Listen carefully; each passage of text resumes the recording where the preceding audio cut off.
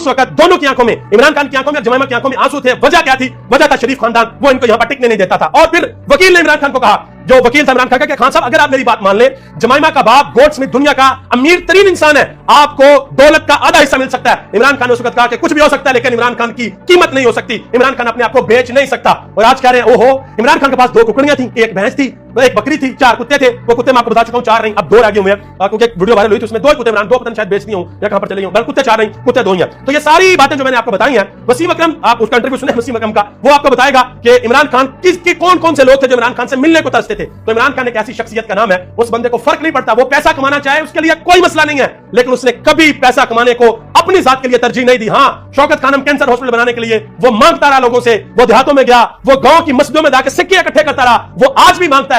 लेकिन गरीब पाकिस्तानियों के लिए, उन लोगों के लिए जिनके पास कैंसर का इलाज करवाने के लिए पैसे नहीं है, वो बंदा आज भी मांगता है। ना उसने अरबों रुपए का फंड उसके हाथों से गया।